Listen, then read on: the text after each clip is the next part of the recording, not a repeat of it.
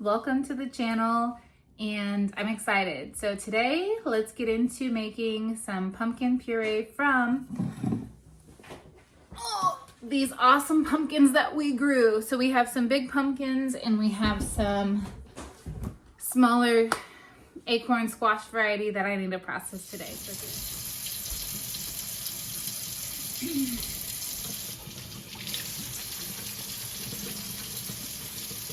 Alright, so yeah, obviously I want to make sure that I get all the dirt off and do my best to get it as clean as possible, which these ones look way better than the ones I gave to my chickens. So, I'm not too worried. I have a really bumpy pumpkin. I'm a little bit concerned about that one because it's a little bit... It looks like it's going to be very hard to clean. So let's see here. I don't even know if I could break off the stem. Not yet. Okay. So this pumpkin was really pretty. And I hope that I didn't waste a lot of time. And I can still use the seeds and still use the flesh as food for my family. I really like making like pumpkin dishes, like pumpkin soups and pumpkin muffins and breads, and a good pumpkin pasta is really amazing also. If you've never had that before, I definitely suggest trying it. But yeah, I'm just going to do my best to get it as clean as possible before we open it and start roasting it. So today's goal is to get all of the squash from the harvest season done. The rest of them I'm going to break up and give to my chickens. So that's a good treat for them to have. And get all the soap off this one. This one still looks pretty good. Oh my gosh, it's heavy. Alright. Let me move you guys over real quick. Okay. So we have our, I don't know if I'm going to start with this big one, we'll see, but I'm going to be saving seeds and roasting pumpkins today. And I don't even know if it's going to fit on this tray, but we'll find out. Let me get some paper.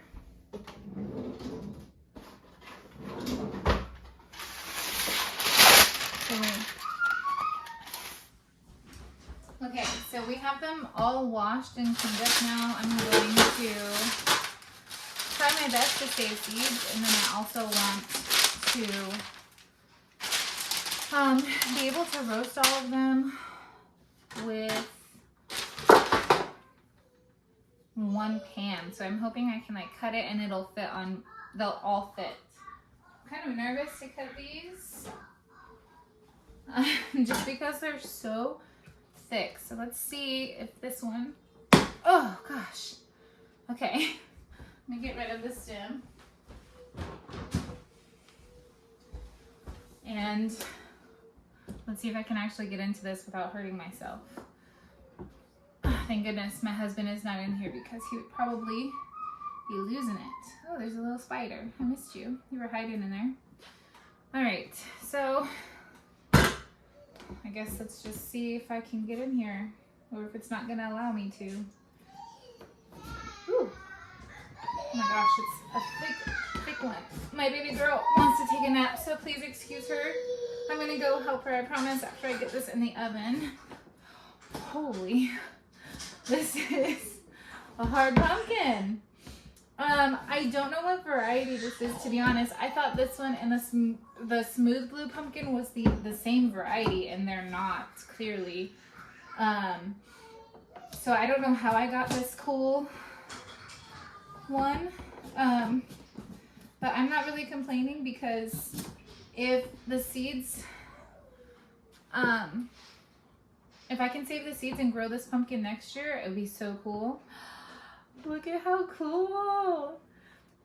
So yeah, I'm really excited. Oh, it looks like this part might not be edible, so I'll probably have to try to cut that out as much as I can, but I'm going to be, oh, I need to get bowls so that I can clean the seeds. How should I do that? Let me think 1 second.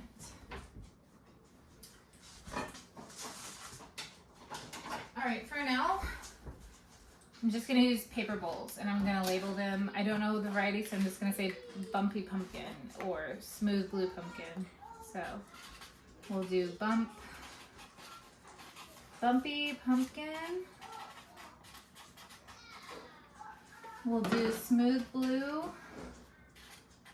Smooth blue. We'll do, I think one of these is a sugar pie. No. One of these is a carnival squash. I forget the other one. Dang it. I wrote it down somewhere. So we'll just label. So orange. We'll do orange, green, yellow squash. And when I go to save the seeds, I will just make sure that I know which ones I'm talking about. And then the other one I'll just label white and green. White and green squash. Okay, so we're gonna start with this one. My oven is already preheated so I can start roasting the pumpkin. I just need to scoop it out. And like I said, I think I'm gonna cut around this base so that I don't get any bad part of the pumpkin. So let's start with that first. And then, oh, where did I put the bowl? That would be me, right? Oh, it's right here. Oh my gosh, don't mind me. Like I said, I'm tired. I did not get good sleep last night. But that's okay. It's just part of being a mom, right guys? So yeah, I'm just going to scoop out the seeds and we're going to wash the seeds and dry them so that they have the chance to, oh, I'm throwing them. Whoops. These are massive. How cool is that? Those are massive pumpkin seeds. So yeah, my goal this year, because we have like, we didn't even get to plant the entire garden last year because we were so new, and we had last minute decided that we were going to not use the original garden beds that were here that the owners put in because they're really old and they're falling apart. I only used one that was in decent condition for like my lettuce and my cabbage last year, and my cabbage got attacked by caterpillars, so we didn't get to enjoy those. And then the lettuce did phenomenal, so I was really, really proud of my lettuce. But we didn't end up using them because they're really old, like 30 plus years old. The wood was falling apart. It needed a lot of wood, or a lot of amending, and the beds needed to like have all the plastic removed. So like 30 years ago, nobody told anybody that it was going to like fall apart, and it's not a good kind of plastic. So we didn't feel right about planting in the ground like all the food that we were going to feed our family in plastic, because it was just like disintegrating and ripping apart. So it was a lot. So we just decided, long story short, to rent a skid steer. And my husband, I love him so much. He tore out a lot of grass and things like that. I think the area out there is like 100 by 80 square footage. 100 by 80 feet, like a big square, big rectangle. And we only used probably a third of it because it was so late in the season, and we were just scrambling. We were rushing to try and do the whole homestead process in the beginning. I don't want to wash my hands yet because I want to finish this real quick. So it was just a lot of scrambling. We didn't have a tiller, so once we bought the manure, we had to wheel over barrels and barrels of compost, and I had to use a broad fork to kind of like get the dirt to be softened. That was a lot of work, especially with a baby on your back. But being so rushed and being so unprepared for that last minute decision, we still had an amazing growing season. Like, I was able to produce so many tomatoes and so many cucumbers, and the amount of oh goodness, what are those called? Give me 1 second. Okay, sorry about that. I had to let my dog out. Anyways, I forget what we were talking about, but I'm just going to clear out the rest of this inside of these pumpkins. This one looks pretty good. I think we're gonna clear that one, and we'll start on this guy. So yeah, I don't know about you guys, but I'm really excited about this new year. I know it's just another year. I know it's just another process and point of life, but this is going to be our second year of homesteading, and the first year was so amazing. It was so much fun to experience watching chickens being raised from little chicks. We ordered our first amount of chicks online, and then being able, as the season went on, we had hens naturally go broody. We got to see them raise babies. So I think we had 9 total that survived that we grew. There was a few that didn't make it, like they tried to hatch or whatever, and they just weren't strong enough. I don't really understand it, but we tried our hardest to stay natural. And we had like 4 hens that decided to go broody this year. We only allowed 2 of them to produce eggs, and we had to kick the rest of them out a bunch. But it was so phenomenal to experience life like that, and just to count the days on the calendar and to watch the kids, watch the eggs hatch and things like that. So this next season, hopefully, we will be able to do that again. And I do hope to order a couple new breeds. I'm looking into doing more meat chickens this year if my husband gets the chance to build a separate chicken tractor for our meat birds, because I bought Delawares and the white Plymouths last year as dual purpose for eggs, and then I thought that they would be good for harvesting for meat, and that's cool. But we allow our chickens, they probably have a 1/4 of an acre to just free range and to do whatever they want. And when we first harvested our first batch of chickens, it was so incredibly hard to eat. I did not realize that chickens that got exercise were not going to be juicy and tender. So that was our first learning experience. Okay, baby, I'm almost done. I'll come get you in just a minute. So this year, hopefully, if he has time, we'll do that. And I'll order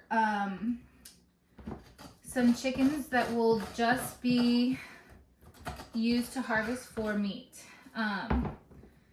Because I really enjoy my Easter eggers and stuff like that, and I don't want to eat them. We'll probably only keep hens for 2, maybe 3 years.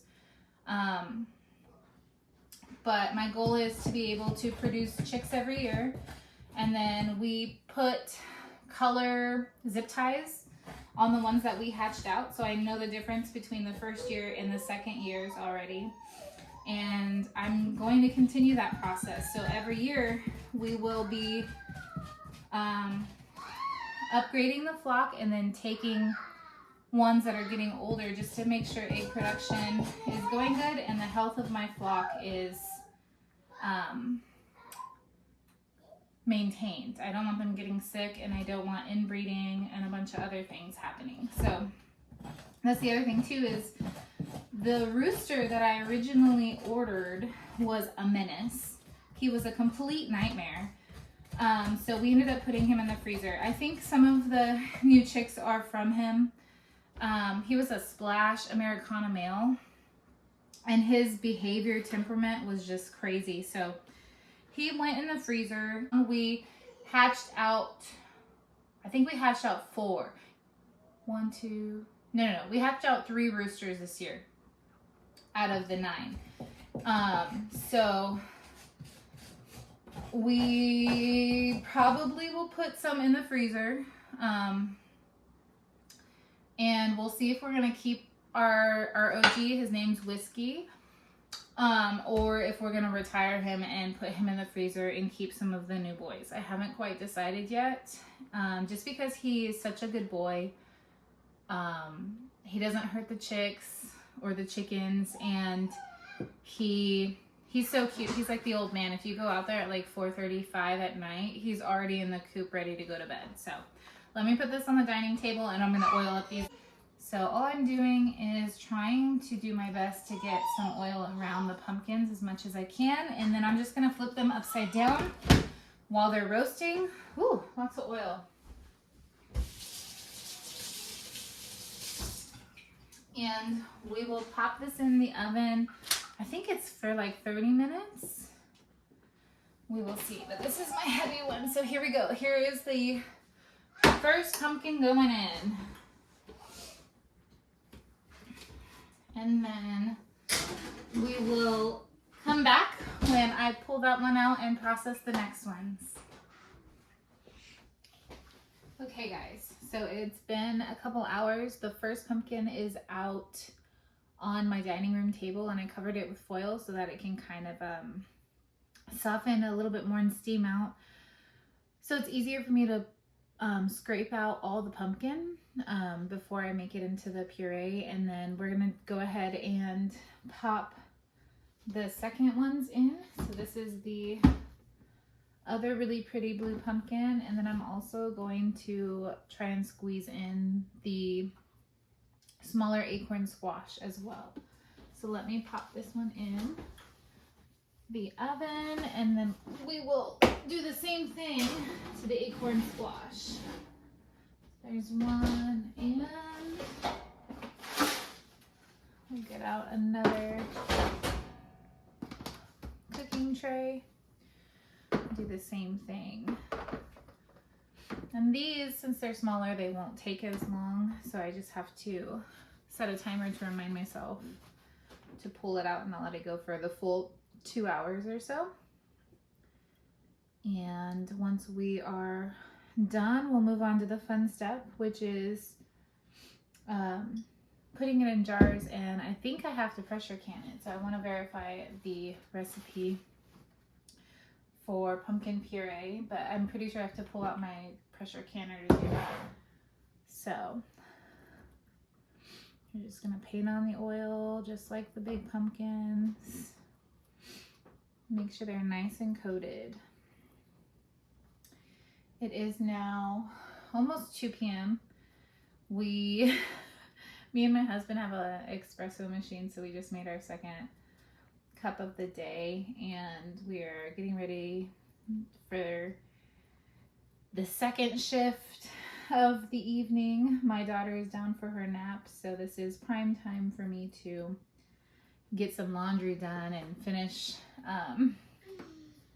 with some chores in the kitchen and some meal prepping. So I'm also going to be pulling out some meat that I plan on meal prepping for this next week. So that's something else we're going to be doing together. So let me pop this in real quick, and we will continue our day. Awesome. They both fit in there nicely. So I'm going to let that cook, and I'm going to go do some laundry. Okay, I am going to start putting my first pumpkin into this bowl so that I can use my immersion blender maybe, or my mixer, my KitchenAid, to make it more into like a puree. These are still hot, so I'm going to be very careful as I go about this, but I put my hair up so that I can make sure we don't contaminate anything, and we're just going to scoop it out. It's very soft. It roasted very well. I'm very happy with the whole thing. I did test it to see if it was soft before I pulled it out, and it was. So now we get to scrape it all and make it into that classic pumpkin texture for a pumpkin puree. And I'm going to be using, hopefully, depending on how many cans we get, lots of this to be making meals and yummy snacks for my kids. When I was waiting for this one to cook, I actually saw a recipe for a pumpkin creamer, which is really, really cool. I might try it. I don't know yet. I haven't fully decided. But I have lots of options, and these are only, like I said, I only got a chance to, excuse me, my dog is distracting me. I only got the chance to do 2 pumpkins this year because the rest of our pumpkins either were used for the holidays like Halloween, or we've been feeding them to our chickens. So I decided to save the 2 coolest looking ones and save the seeds and process the actual pumpkin for food. And I'm really, really happy that I did that, and I'm very excited to still not waste this. Like, the skin, it's nice and soft and cooked down now, so, and it's a warm treat, and I'm sure my chickens will enjoy this. They have been getting seeds and insides of the pumpkin all morning. We've also been feeding our goats as well, because it is a natural parasite preventer. Like, it helps them not get parasites. So I thought that was really, really cool when I learned it. And so yeah, whether this will go to my chickens or to my goats, both animals get little treats from the kitchen. I think that's one of the coolest parts about homesteading is once you start learning and you start researching, you can not waste a lot more food and resources. Like before, when we were living in LA, I felt terrible because we had to throw away so much. Like, I couldn't compost, I couldn't, you know, stuff like this. You just have to throw it away because you can't really do anything with it. So the fact that I now have the ability to give back and not waste any little bit, it just makes me feel really good, and it feels like we are doing our best to maintain a really good, resourceful life. And our animals are really well taken care of, and our family too. Over the course of this past year, it was so incredibly fun to like gift them with farm fresh eggs every time they came, and that's something I really, really enjoyed. And their production has slowed down, but I did do water glassing this year. And if you guys don't know what water glassing is, it is the process where you take calcium lime and you put it in water, and you just make sure you have really clean eggs that are not cracked, and you can put them in jars and preserve them for like a year or so. And we have already opened 2 jars during the winter time because our chickens have slowed down. We're only getting like 4, maybe 5 eggs a day. So it's a very, very slow season, but I am excited for the next year. especially because I do plan on growing my flock bigger, and I think our ducks will be mature enough to start laying eggs as well. I've never had a duck egg, so it will be a really cool learning experience to cook with duck eggs and also use them as a food resource. So I'm gonna go ahead and scrape out this side and then take my dog out because he needs to go outside really bad. So let me actually do that. I'm gonna pause and go take care of him. Okay, so let's go ahead and finish this side. This is already a really good, he's already whining for me. He's only, goodness, 11 weeks now. So he's still new babies. And we've had him since he was 7 weeks old. No. Yeah, we got him at 7 weeks old. The owner was really adamant about getting rid of the puppies immediately. And we originally, when we got Cotton, our first Great Pyrenees, it's a girl, we got her from a really nice breeder out in Centralia, like that area. And we were hoping to get a male from another breeder, but they are extremely hard to get a hold of for some reason. And everybody wants, like, or a lot of people want them for breeding, or they want, like, they have dog shows and stuff, so they're all like certified, and there's a whole headache and a whole mess of things that I don't really understand. But we got really lucky with Coda, and somebody really needed to get rid of the puppies, and I went to their home and I got to see the dad and the mom and all the little puppies running around, and he was definitely the runt of the pack, and that's okay because he's definitely bulked up here. I think there was a lot of competition for food because they were feeding them in like the same dog bowl, and so now we're trying to correct like food aggression.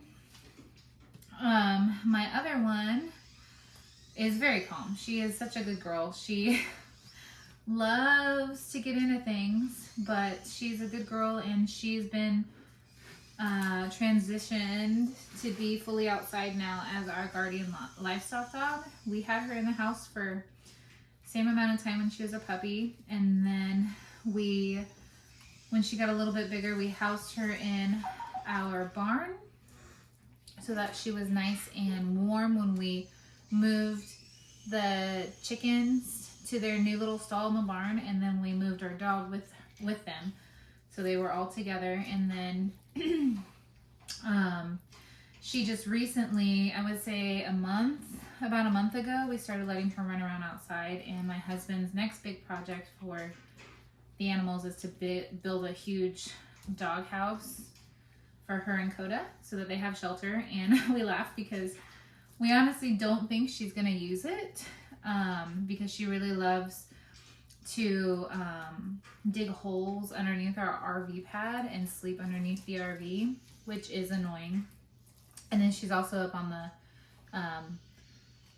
porch a lot, just chilling and hanging out all night. So it'll be interesting to see, but we are going to build them a nice warm dog house. And then since we do have a male now, we do anticipate them having puppies this year. We will see if we're going to do that. Most likely we will. So it'll be kind of cool to not only start producing baby chicks and have ducks, we're going to try and have Great Pyrenees puppies as well. And then this year, we are planning on breeding our Nigerian goats, because I really want to start working with goat milk to make cheeses and just to drink it, to have like a raw source of milk. So we have a lot of new projects this year that we're hoping to get to, and whoop, that one just fell apart. Yeah, this is going to be a good treat. But yeah, we have a lot of projects and things like that we're hoping to get to, so that we can grow the farm even more this year. Get that in, but I'm gonna find my like bubble tool to try and smash down or at least get rid of a lot of the air pockets that are in here. So give me just a second. Yeah, I don't know about the rest of you, but New Year's was really good. We had lots of fun with friends and family this year. Oh yeah, this is working way nicer. We got to celebrate and do a bonfire on our property, and all the kids were playing and having lots of fun. We did a taco bar for dinner, so I had a bunch of like homemade salsas and guacamole, and I did a chicken fajita meat, and then I also did a venison carne asada style shredded pulled meat as well, and it was so good. My husband got a deer this year, a buck, and he, like, all the meals I've been making with it have been so good. And everybody really liked that one. That meat was almost gone before the night was up, which is fantastic. But yeah, it was a lot of fun, and I just was excited to talk to everybody about their new year and what they had planned for this year. And I got to hear a lot of really cool things that my brother is interested in doing, and there's just a lot of fun, new, exciting things. New lives are going to be brought into 2026. You know, the future of our family and our family is growing, so I can't complain because I've always wanted a big family that is close and likes to do things every year together. So I'm really looking forward to that. Oh yeah, and my brother, we're planning, because we're new to Washington. That's where we moved to. So the Pacific Northwest is still a learning curve for me and my husband, and we're talking with my brother about where we are going to start going every year as a family for summer vacations, because we want to camp together. And take the boat out and stuff like that. So it's going to be really exciting for us to find a spot. So when we were looking for places to move and settle down and find our like dream home, it just made sense to move somewhere where we already have family. So coming up here was totally worth it. So anyways, I used my bubble tool and I got most of those really large spaces off of or out of the jars. So I'm now going to get my vinegar out so I could clean the rim and put the lids on these jars. And then once the second pumpkin's done, we'll do the other jars that we have. And hopefully I have enough jars here for that process. And my daughter should be waking up soon, so hopefully all of that happens.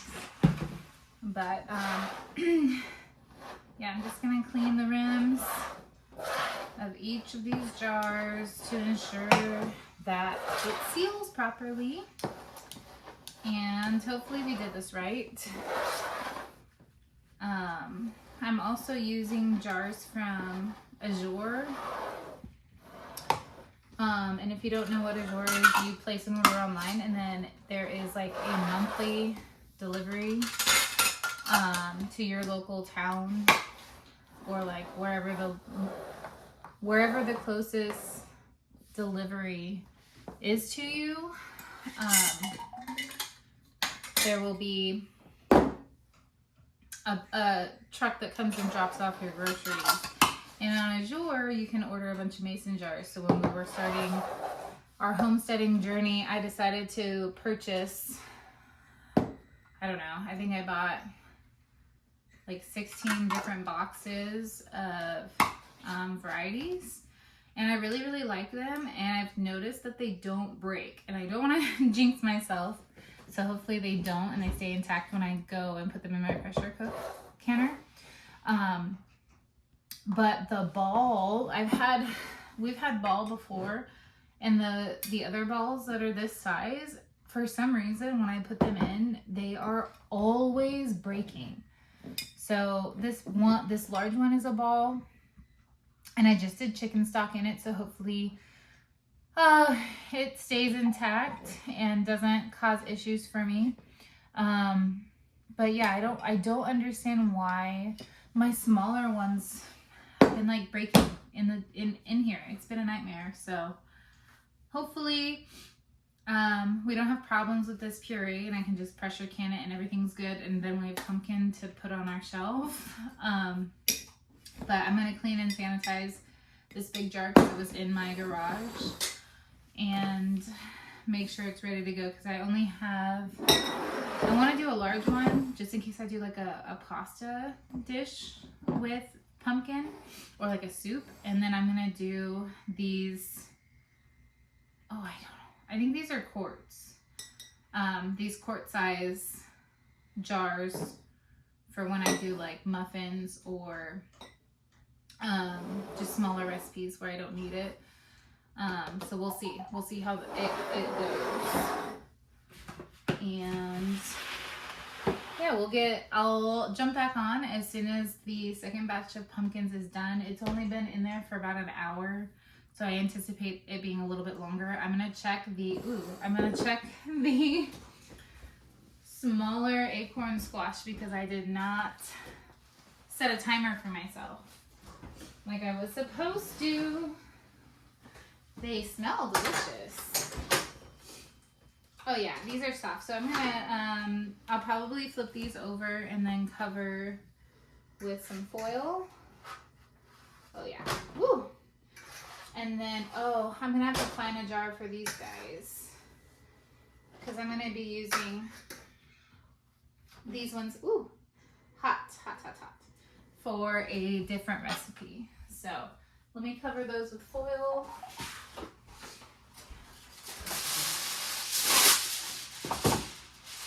So that they can steam, hot. They can steam out a little bit. And then I'm going to wait until the other blue pumpkin is done cooking. So I'll be back when that's done. Okay, so I am back. I got my canner out. We're gonna do the first jars that I have available. With this second batch, I was gonna wait. I probably should wait, but I think it's gonna be more jars in the second run.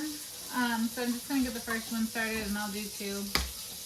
We'll see how I feel, but I'm gonna start loading it. That's a terrible noise, I'm so sorry.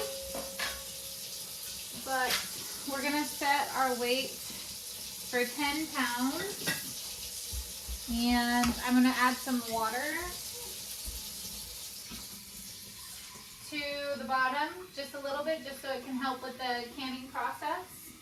And we'll start loading our jars. So far with the first pumpkin, we got about 4.5 jars, and then with the squash, we got 2 jars. And I'm hoping to have this other pumpkin done too, because it's going to take a little bit longer than an hour to process all of the jars today. So, and it's getting late. It has been a long day.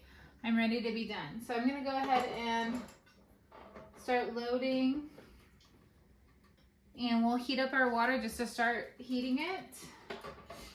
And so this is, like I said, the first batch. This one is a different color because these are our acorn squash variety. This one is a little bit less, so I'm nervous, but we're gonna try it anyways.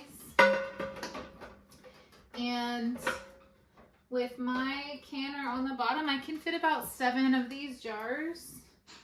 So we're gonna see if we're gonna do all of them, because if I was to add the second layer, I think I can get these as well. Can I do that? Yeah, so I think I'm gonna try and wait. The second pumpkin, the second blue one, is currently cooling, And this one, it was weird. They were upside down, and there's still a lot of liquid on the bottom of the tray, but like when I opened the oven, it started like slurping all the liquid back up into the pumpkin. So it was a very weird occurrence, and I wish I would have gotten it on camera. But I think what I'll do is I will get I'll get like 4 more jars out, because I really don't want to use the big ones. If I could do it all in one sitting and be done. So I'm going to put my hair back up, since I'm going to be working with the puree, and start adding it to the jars and see if we can get it in all at the same time. So, okay, he's better, and I actually didn't realize that I was filming so close. So sorry, that part of the video is going to be a little wonky and weird. Anyways, yeah, we're gonna see if it does anything to the flavor. I'm sure it does. Mixing 2 different varieties together, and right now I'm just trying to get all the good stuff into the jar. I am leaving it stringy, because my thought is when I go to make my pastas or I make my soup, I want to do it as fresh as I can. I would like to be able to like immersion blend my soup or mix my muffin batter, like whatever it is, without it being super crazy. And I feel like this might be easier to strain with my cheesecloth. I could be totally wrong. But the recipe I'm following says you could do either or. You can either pull it out of the pumpkin and not add any salt, or you can blend it and add your salt before you can. So I'm opting to try to not have to blend it. And it might be a total failure, or it might be a really good way of doing it that I prefer to do. So we're gonna find out together. Have stayed this long, a huge thank you. I really, really appreciate you. This video is probably gonna be like an hour long. It's kind of crazy. So thank you so much for being here. And I'm really excited for the future of 2026 on this channel. You are going to see lots of crazy things, probably lots of failures, new experiences for me and my family, and just kind of get to hang out with me. So thank you so much for watching, and we'll see you in the next one. Bye, guys.